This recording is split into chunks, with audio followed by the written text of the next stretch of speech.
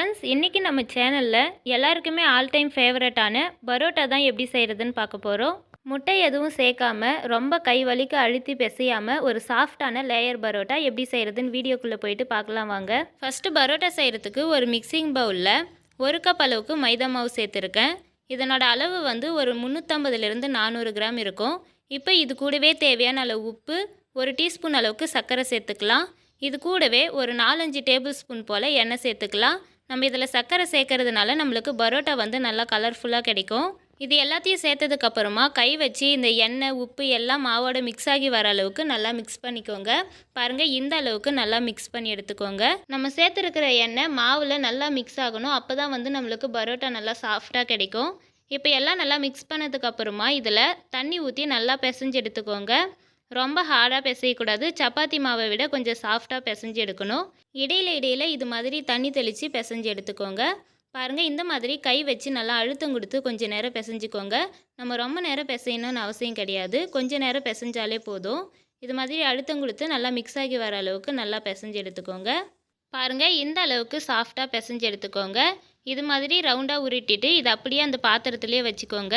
இப்போ இதுக்கு மேலே கொஞ்சமாக எண்ணெய் தேய்ச்சிட்டு இது ஒரு 2 மணி நேரம் ஊற வச்சுக்கோங்க. கண்டிப்பாக எண்ணெய் தேய்ச்சதுக்கு அப்புறமா தான் ஊற வைக்கணும். அப்போ தான் வந்து நம்மளுக்கு மாவு காயாமல் இருக்கும். 2 மணி நேரம் கழித்து பார்க்கலாம். இப்போ பாருங்கள், 2 மணி நேரம் ஆயிருக்கு. நம்ம மாவு வந்து நல்லா ஊறிருக்கு. இப்போ வந்து இந்த மாவு அப்படியே வெளியில் எடுத்துடலாம். வெளியில் எடுத்ததுக்கப்புறமா கை வச்சு இந்த மாதிரி உருட்டி எடுத்துக்கோங்க. வீட்டில் பரோட்டா செய்யணுன்னா மாவு ரொம்ப நேரம் பிசையணுமே, கை வலிக்குன்ற கவலையே வேண்டாம். ரொம்ப நேரம் மாவு பிசையாமல் ஒரு சாஃப்டான பரோட்டா ஈஸியாக நம்ம வீட்லேயே செய்யலாம். பாருங்கள், இந்த மாதிரி உருட்டினதுக்கப்புறமா நம்மளுக்கு எந்த சைஸில் வேணுமோ அந்த சைஸ்க்கு கத்தியை வச்சு இது மாதிரி கட் பண்ணி எடுத்துக்கோங்க. இந்த மாதிரி நம்ம கட் பண்ணுறதுனால நம்மளுக்கு பரோட்டா வந்து உருட்டுறதுக்கு வந்து நல்லா ஈஸியாக இருக்கும். பாருங்கள், இப்போ இதிலிருந்து ஒரு பீஸ் எடுத்துகிட்டு இந்த மாதிரி நல்லா உருட்டி எடுத்துக்கோங்க. நல்லா விரிசல் இல்லாத மாதிரி நல்லா ரவுண்ட் ஷேப்பில் கிடைக்கும் இது மாதிரி உருட்டுறதுனால. இப்போ உள்ளங்கையில் வச்சுட்டு நல்லா இதை ரவுண்ட் ஷேப்பில் உருட்டி எடுத்துக்கோங்க. கொஞ்சம் கூட விரிசல் இல்லாத மாதிரி நம்ம உருட்டி எடுக்கணும். பார்த்தீங்களா, கொஞ்சம் கூட விரிசல் இல்லாமல் எவ்வளோ ரவுண்ட் ஷேப்பில் இருக்குன்னு அந்த மாதிரி உருட்டி எடுத்துக்கோங்க. இப்போ மீதி இருக்கிற மாவையும் நம்ம இதே மாதிரி உருட்டி எடுத்து வச்சுக்கலாம். இப்போ பாருங்கள், நான் எல்லாத்தையும் உருட்டி வச்சுருக்கேன். எனக்கு வந்து 7 பீஸ் கிடச்சிருக்கு. இப்போ வந்து இந்த மாவை நம்ம தேய்ச்சி எடுக்கணும். இந்த மாதிரி ஒரு உருண்டை வச்சதுக்கப்புறமா பூரிக்கட்டையை வச்சு நல்லா தேய்ச்சி எடுத்துக்கோங்க. முடிஞ்ச அளவுக்கு மெல்லிஸாக தேய்ச்சி எடுக்கணும். அப்போ தான் வந்து நம்மளுக்கு பரோட்டா சாஃப்டாக கிடைக்கும். அதனால் எந்த அளவுக்கு முடியுமோ அந்த அளவுக்கு நல்லா மெல்லிஸாக தேய்ச்சி எடுத்துக்கோங்க. பாருங்கள், நான் எந்த அளவுக்கு மெல்லிஸாக தேய்ச்சி வச்சுருக்கேன்னு இந்த அளவுக்கு நல்லா மெல்லிஸாக தேய்க்கணும். மாவு இந்த அளவுக்கு மெல்லிஸாக தேய்ச்சதுக்கப்புறமா ஒரு கத்தியை வச்சு இது மாதிரி லைன் போட்டுக்கோங்க. இந்த மாதிரி நம்ம பரோட்டா செய்கிறதுனால நம்மளுக்கு பரோட்டா நிறைய லேயர்ஸாக கிடைக்கும். கத்தியை வச்சு இது மாதிரி கிட்ட லைன்ஸ் போடணும். ரொம்ப தூரமாக போடக்கூடாது. முடிஞ்ச அளவுக்கு ரொம்ப கிட்ட நம்ம இது மாதிரி லைன் போட்டு எடுத்துக்கலாம். ஃபுல்லாக இதே மாதிரி நம்ம போட்டு எடுத்துக்கணும். இது மாதிரி எல்லாத்தையும் கத்தியில் கீறினதுக்கப்புறமா ஒரு ப்ரஷ்ஷில் எண்ணெய் எடுத்து இது மாதிரி தேய்ச்சிக்கோங்க. எண்ணெய் வந்து கொஞ்சம் அதிகமாக தேய்க்கணும். அதே மாதிரி நம்ம கீறி வச்சுருக்கோம்ல அந்த சந்துலலாம் இந்த எண்ணெய் வந்து நல்லா போகணும். அப்போ தான் வந்து நம்மளுக்கு லேயர்ஸான பரோட்டா கிடைக்கும். இப்போ நம்ம ஃபுல்லாக எண்ணெய் இது மாதிரி அப்ளை பண்ணிக்கலாம். நம்ம அப்படியே விரிச்சிட்டு பரோட்டா செய்கிறப்போ நம்மளுக்கு வந்து இந்த லேயர்ஸ்லாம் கிடைக்காது. நம்ம இது மாதிரி கத்தியில் கீறினதுக்கப்புறமா தான் நம்மளுக்கு இது மாதிரி நிறைய லேயர்ஸ் பரோட்டா கிடைக்கும். இப்போது ஃபுல்லாக எண்ணெய் தேய்ச்சதுக்கப்புறமா இது மாதிரி ஒரு சைட்லேருந்து நம்ம கை வச்சு இந்த லேயர்ஸை அப்படியே எடுத்து விட்டுடணும். இது மாதிரி பாருங்கள், பொறுமையாக எடுத்து விடுங்க. அப்போ தான் வந்து லேயர்ஸ்லாம் கட் ஆகாமல் வரும். நான் எடுக்கும்போதே தெரியும் உங்களுக்கு எவ்வளோ லேயராக இருக்குது பார்த்தீங்களா. நம்ம பரோட்டா செஞ்சதுக்கப்புறமாவும் இதே மாதிரி நல்லா லேயராக இருக்கும். பாருங்கள், எவ்வளோ லேயராக இருக்குன்னு. இந்த மாதிரி நம்ம கையில் எடுத்ததுக்கப்புறமா ஒரு சைட்லேருந்து லைட்டாக இழுத்து விடுங்க.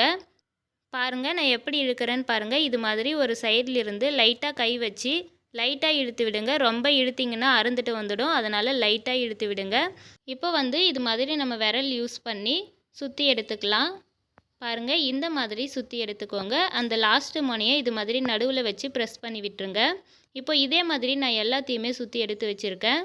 இப்போ இதிலிருந்து நம்ம ஒரு பீஸ் எடுத்துக்கலாம். எடுத்ததுக்கப்புறமா கீழே வச்சுட்டு நம்ம கை வச்சு லைட்டாக அழுத்தும் போதே நம்மளுக்கு நல்லா ஸ்ட்ரெச் ஆகி வந்துடும். நம்ம மாவில் முட்டையும் சேர்க்கலை, அந்த அளவுக்கு அழுத்தியும் பிசையலை, எண்ணெயும் அந்த அளவுக்கு அதிகமாக சேர்க்கலை. ஆனாலும் பாருங்கள் நம்மளுக்கு மாவு எவ்வளோ சாஃப்டாக இருக்குன்னு. பாருங்கள், இந்த மாதிரி கை வச்சு லைட்டாக விரிச்சிக்கோங்க. இந்த மாதிரி நல்லா விரிச்சதுக்கப்புறமா நம்ம பரோட்டா செய்ய ஸ்டார்ட் பண்ணிடலாம். இப்போது தோசைக்கல் நல்லா காஞ்சதுக்கப்புறமா அதில் கொஞ்சமாக எண்ணெய் சேர்த்துட்டு நம்ம தட்டி வச்சுருக்க பரோட்டாவை இதில் சேர்த்துட்டு 2 சைடும் நல்லா வேக வச்சு எடுத்துக்கலாம்.